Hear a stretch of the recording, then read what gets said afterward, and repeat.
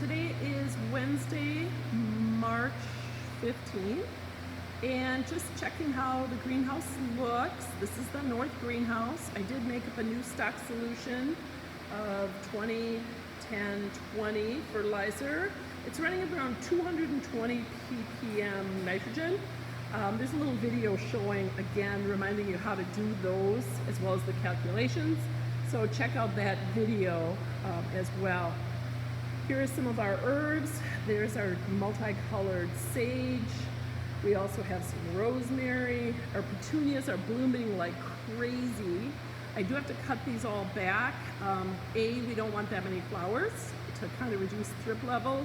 B, they're really overgrowing their containers. If you guys remember, these are in these little 48 cell 1204 size flat inserts. So you can tell they're pretty tight in there and they dry out really quick because of the small soil volume. I think I'm going to pull that one out all the way just to show you a little bit how nice they look overall. I'm kind of looking at something interesting. That's the first time I noticed this, but that little white appearance. Oh, nope, I got to look more carefully. That should be okay. It could just be water damage. It could also be thrip damage. So I'm going to kind of keep an eye on that, just so you know. Sort of a strange looking color on the petals. Okay, and here again, nice rooting. Everything looks good, so I wouldn't think that we have any root rot issues. There is some lower leaf yellowing.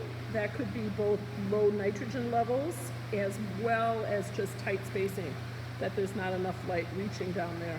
So again, if we were growing these, this would either be time to upsize the pot or time to really cut it back, which is what I'm going to do right later, probably Friday. Okay, let's see what else we can show you on this bench. I did put a new sticky trap on. Partly I did that because I don't like the look of this particular plant. Again, this one is the one that we virus tested.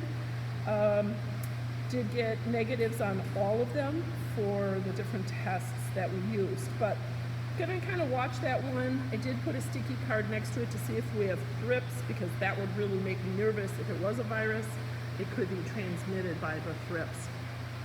So lots of kind of overgrown flats of various color petunias. Those are all our wave petunias. Over here we have the salvia, which is our annual blue salvia. Here again, I'm going to give you a quick look at your pots, so hopefully you can find which ones are yours and you remember which ones are yours. Okay, and then do be able to note how they're doing. Okay, you can tell they're all doing really well, looking nice and full and gaining in size. We're seeing some flowers on them. Okay, I'm going to go around the other side because some of yours have been spread out a little bit, just so that we can space everything out nicely, not let it dry out. So here's a couple more. A little bit of color on the Pennisetum. And here's a dichondra. This is called Dichondra Silver Falls. I don't think I talked about this one much. It's really a nice hanging basket type plant. Okay, we're going to go around a little bit more and just show you where I've spaced out the plants. If you remember, there were lilies here. There's no more lilies. So the geraniums are now spaced out. Here's our ivy or trailing geranium. There's our dahlia. Okay, you can see the dahlia flowers are coming along. These ones are in 4-inch pots, but they are drying out really quickly. So in about 2 days, I'm already seeing a little wilting. And you can actually see that on some of the flowers here. They're not as full and plump looking as they would be because they do dry out. Here's one that I actually watered and mist. You can mist watering. You can tell it's a little light brown compared to the dark brown. So I'll go over that one more time. Here's a couple more of the baskets.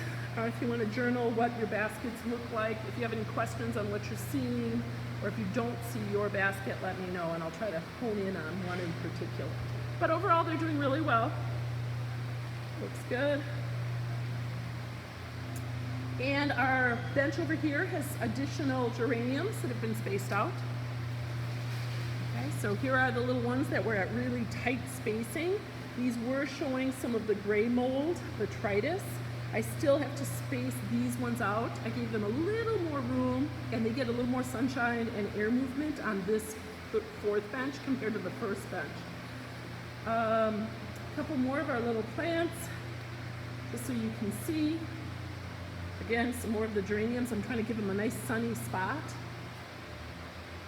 Lots of flowering on some of our plants that have been here for a long time. Okay. So I'll just go down this bench to show you quickly what's on that. Nothing much most of you will have to see.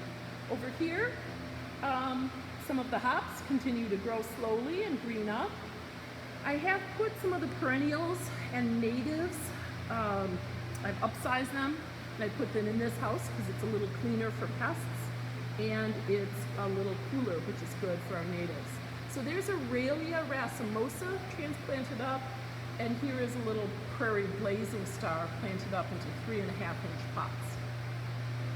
Okay, and over here, I've transplanted up some of the jack in the pulpit, and they're doing really well. Over here we have some more perennials, our heuchera, and some of the Shasta daisy.